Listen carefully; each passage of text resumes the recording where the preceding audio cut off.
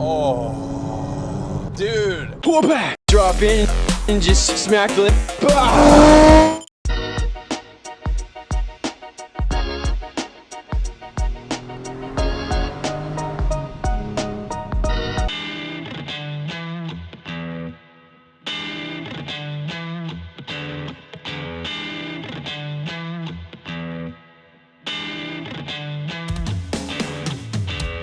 Well, fam, buy an extra can of Fancy Feast and get to eating, or whatever the heck the kids are saying. What I'm trying to say is, this right here is the engine out of customer George's 2000 Porsche Carrera 2. This vehicle has such a cool story. George is an automotive, specifically Porsche enthusiast through and through. He bought this car brand new in 2000 and has since put 177,000 miles on the clock. And he has been a wonderful caretaker of this vehicle over the last 25 years. We just completed a major service on it wherein we replaced all of the timing chain guides, lifters, and variocam solenoids, in addition to a bunch of other while you're in theirs, of course. Basically, giving this car a quarter-century mechanical restoration so that it can continue to run reliably for so many, many years to come. And George, admittedly, has said he's kind of getting up there in years and he wants this car to be nice and refreshed so he can pass it down to his kids. Is that not the coolest freaking thing in the world?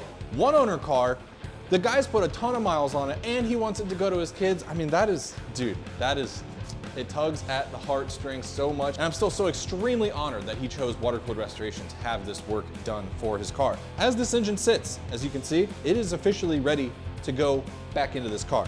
We need to get it back up off the stand, made it back up the transmission, and begin putting it back up in the car. As you can see, the car is still in a pretty serious state of disassembly. We've got to do a few things to the braking system, the suspension, and the electrical system as well before we can officially put this thing back on the ground and take it for the very first drive. Surprise, mother. Well, it's my life now, don't you forget. Where's on the floor? It's power steering fluid. Yes, dude, power steering fluid never fails. It never fails. It's like, why even put it in the reservoir? You just might as well pour it on the floor. That's where it's gonna go anyway. Anyway, engine and transmission are officially mated up and ready to go back up in George's beautiful 2000 Carrera 2. I'm gonna go ahead and do that. We'll pick up once this thing's in the car. A few moments later. Well, folks, hello. Nothing like drinking hot coffee on a hot morning, you know, but it still hits the spot somehow, you know? Gotta get that coffee in your life.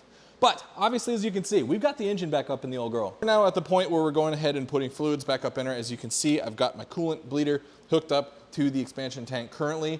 And I have had a vacuum pulled on the system for actually about 45 minutes now, and it has been holding steady. Therefore, that means there are no leaks in the system, which is super exciting. I have 5 gallons of 50/50 Porsche coolant and distilled water pre-mixed in front of me, and let's go ahead and slurp this stuff up. We're getting close to turning this key for the very first time, and I cannot be more excited. And the most satisfying procedure of all time, here we go.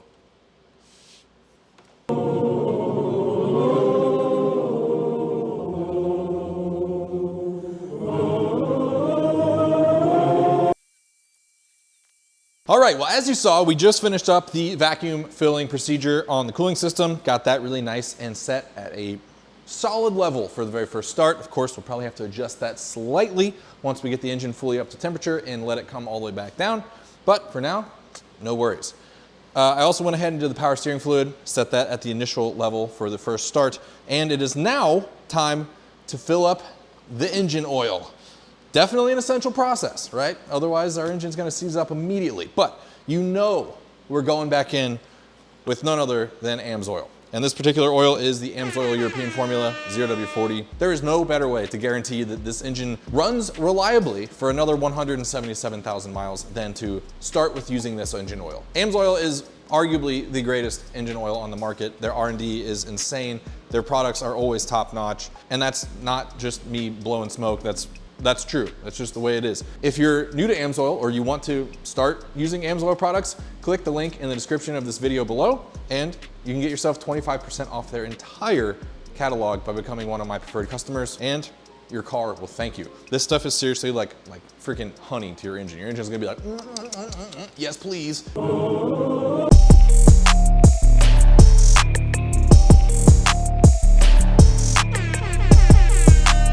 Well, all right, friends, here it is. This is a big moment. Key is in hand. Engine, transmission, reinstalled. Brakes, well, they're not on the car yet, but that's all right. All we need to do is do the first start, get it up to temp, make sure everything's Gucci, and then proceed to put everything else back together. So, the big moment, here it goes. We got oil in the car, we've got power steering fluid, we've got coolant, and we have tightened down the engine mounts and the transmission mount. What else do you need? You know what I mean? So, keep in mind, I know I always say this, but it's very, very possible you're gonna see some smoke on the startup because we have disrupted the oil system. It's very possible you get oil down in the intake or in any one of the cylinders and you get a little puff on startup. And we don't have any fuel primed up throughout the fuel lines, so you're gonna hear some cranking, probably. And because these are brand new lifters, they are not fully filled up yet with oil. They usually require one full heat cycle of the engine, fully up to temp, fully back down before they stop making the ticking sound. So if you hear a ticking sound, it's just the brand new lifters. All right, enough of that. Let's turn the key and see what happens.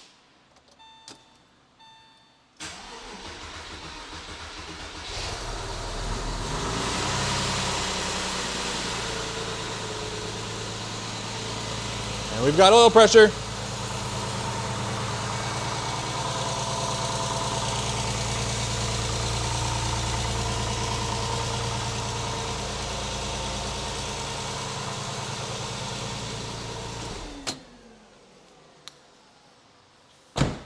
Okay, great news. Well, our first start is done.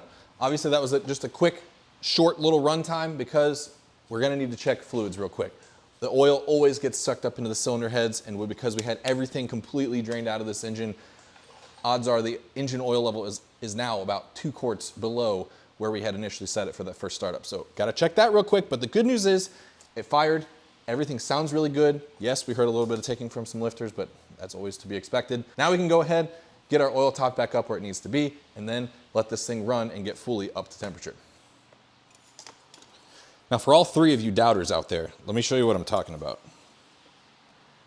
Yeah, just pulled this out. There is no oil even showing on the dipstick, and it was at the full line when I started the car. So it gets sucked down that much after a minor mechanical restoration once you've completely drained all of the engine oil out of the engine. Okay, got it topped back up to where it should be, almost. For those keeping count, / for those curious, it has now taken 10.5 quarts of engine oil from completely empty. I do have it at the very, very minimum level of the dipstick currently because, of course, after the first start, the engine oil is cold. And as we all know, cold engine oil doesn't like to drain back to the sump right away, so we're obviously not getting a very accurate engine oil level reading currently. So I like to keep it on the lower end for this actual first heat up because once the engine oil does actually get hot and then once we shut it off eventually, it's all gonna be able to run back in and we'll get an accurate reading. And then we can truly set the level from there. Well, hi, okay. So engine, obviously back up in the whip, everything runs great. I went ahead and ran it for, I don't know, about 20 minutes or so, got everything really nicely up to temperature. She runs great. So it is now time to move on to doing the rest of the items on the vehicle before we can go ahead and put it back on the ground and take it for its first test drive. But one of those big hurdles, I don't know why I keep talking with my hands like this, just deal with it, you know what I mean? One of the big hurdles that we have to face and tackle is this right here. This is the harness for the right rear brake pad wear sensor and wheel speed sensor. George had a ABS light on his dash for quite a while because of this exact thing right here. Basically, what's happening is these connections on all 4 corners of the car are deteriorating so badly. The plastic that physically holds this connector together has deteriorated and cracked up super badly. Aging rubbers and plastics, always the name of the game. And this right rear one just happened to be the first one to fully go. This connector failed dramatically. Now, fortunately for us, Porsche sells replacements of the chassis side harness. So we now need to go ahead and splice in this harness on this corner, and we're gonna go ahead and do it on the other 3 corners as well, because like I said, they're all looking pretty bad. Okay, well, as you can see, The brand new harness is now soldered into the chassis harness. Each individual wire got heat shrink over it, and then I RTV'd over those heat shrink sections to be able to kind of weather seal them. And then the entire bundle of 5 wires has heat shrink over it as well. So it's kind of triple protected from the elements. So George shouldn't have any issues with this spliced in wire harness whatsoever. And now that the harness is done, it's time to go back in with our brand new brake hardware. Starting with the rotor, of course. Rotor, I barely know her. And we're gonna replace this old sad soft line with a brand new stout looking unit.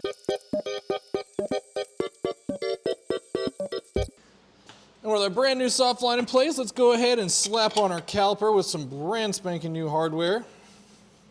Throw in some brand new brake pads. Get our brand new pad wear sensor installed. And now, ladies and gentlemen, the right rear corner of George's Carrera 2 is officially good to go. This thing is one quick brake bleed away from being ready to drive. Well, kinda. Actually, I now need to go do the other 3 corners of the car.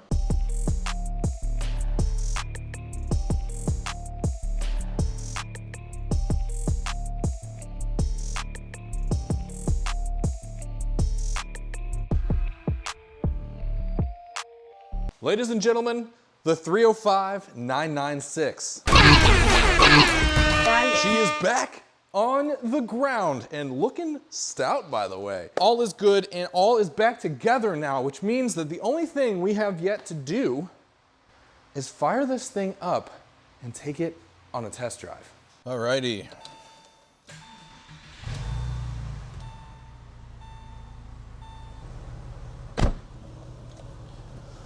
Well, all right, folks, and here we go. The very first drive in the 305-996 since getting her back together. Now, obviously this is the first time it's running since having all of the harnesses plugged in. Previously, of course, we were having the ABS light on the dash because, of course, there were codes in there for the open circuit for that right rear wheel speed sensor, but the car is running right now and there is no ABS light on the dash, so the question is, does that remain the case? Additionally, of course, we had the check engine light previously for the Bank 1, right? Bank 1?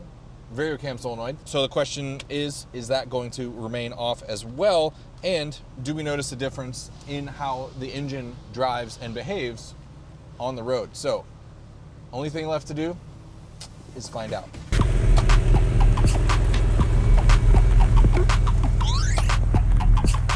Alrighty, and we're off. So I mentioned we're gonna go ahead and try to see if we can feel a difference in how the engine behaves. What I mean by that is it definitely felt kind of sluggish on top before, and that of course makes perfect sense because, well, the varial cam solenoid phases the intake cam at upper RPMs to optimize the airflow into the cylinders in the upper part of the RPM range. And of course, because the varial cam solenoid was not functioning properly, well, we probably had a sluggish Bank 1 as a result. But so far, so good. The engine has come up to temperature nicely. We have no ABS light on the dash. We have no check engine light yet. But of course, the DME, or the engine computer, is not going to know whether or not the varial cam solenoid is working until it has cycled that varial cam solenoid at least a couple times to be able to tell whether or not the intake cam is phasing properly. So I'm gonna let the car get up to temperature just a little bit more, then we can go ahead and explore that upper part of the RPM range to see how this engine runs. Well, we're waiting. All right, it is a few miles later. The oil and coolant are both nicely up to temperature. I think we can officially say it's safe to go ahead and explore that upper part of the RPM range to go ahead and see what the engine feels like and let the DME kind of sort out what it's doing as well to see if it detects any issues with that varial cam solenoid for Bank 1. Let's go ahead, put it in manual mode. Manual mode, engage. And, okay, we got her in 3rd gear. Let's do a 2nd gear. Ooh, we're at 4,500. Oh. Dude, that first shift, that 2-3 gear shift, that went right up to redline. This engine feels stout, boys and girls. This thing feels so good. I cannot believe this car has 177,000 miles on it. It's got some balls. I mean, between the engine and the chassis, this thing, I cannot believe this thing is a 25-year-old, 177, almost 178,000 mile Porsche. This thing just feels so tight and good. And honestly, I know everyone hates on the Tiptronic transmission, but, and I know I said this before with Joey's car, AKA the Tasty Tiptronic. Oh, yum. I get it, okay? I get it. If you're just around towning your Porsche, the Tiptronic is the perfect transmission to have. Look no further. It definitely gives the car a much different character, but I gotta say, it's nice. And when you want it to be sporty, throw it in manual mode. You can just do the shifting yourself. And when you just want to cruise around town, it's like you hardly even know the engine's running. In fact, right now, I'm like off throttle and I keep like looking down at the tach to make sure the thing's still running. It is so quiet. But anyway, just cruising down this country road here, I mean, yeah, this chassis, this engine, this whole car, man, it feels so good.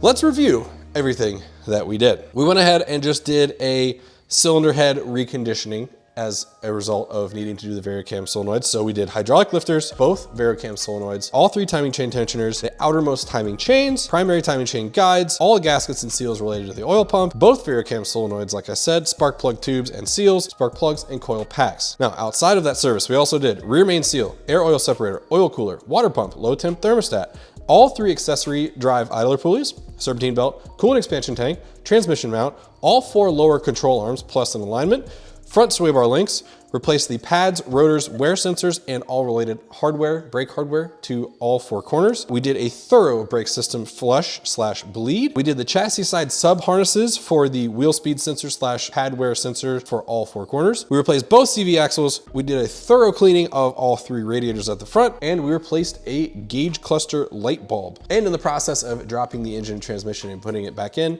there are many things that are basically one-time use that you need to replace. So we did all the fluids, oil, coolant, power steering fluid. We replaced the oil filter and drain plug and crush washer. We replaced all of the exhaust gaskets and related hardware, axle bolts, flex plate and torque converter hardware, the infamous coolant T-joint at the front that loves to crack, and we did a Blackstone oil analysis when we dropped the engine oil out, which, by the way, came back with amazing results. So not only is this car in incredible shape after 177,000 miles, but the engine internally is in wonderful shape as well. And so there you have it, everybody. Another water-cooled restoration comes to a close. This one was exceptionally satisfying, by the way, just because of all of the stuff that we did to this thing all at one time, one big fell swoop, and the fact that this car has such a freaking cool story. When it was first dropped off by the carrier and we did our first test drive, it definitely felt tired. The chassis, the braking system, the engine, all of it just kind of felt lazy. But we went ahead and went through everything with a fine-tooth comb, replaced lots of parts, put lots of love and care into this thing, and it now drives like such a youthful Porsche. So a massive thank you to George for trusting me with his baby and for shipping it all the way up to Central Ohio from Miami, Florida. And massive props to him for just wanting to go ahead and do it all at one time. That's doing it the correct way. Tomorrow, this car goes on a truck to head back down to sunny Miami, Florida, where this thing can be enjoyed by its owners for many, many worry-free years to come. If you or someone you know has a Porsche that needs a water-cooled restoration, hit me up. Email me at david@watercooledrestoration.com. We can talk about pricing and availability and get yourself in this shop so that you can go ahead and get your car mechanically restored so it can be enjoyed worry-free for years to come as well. So thank you all so much for being here today. I really appreciate each and every one of you. If you enjoyed this video, please do me a huge favor and hit that like button, and please subscribe if you want to see even more super awesome automotive content coming down the pipeline to you via Funnelhead TV every single week. Thank you all again so much for being here. I really appreciate each and every one of you. Yes, you, I'm looking right at you, and I will see you all next week. Later.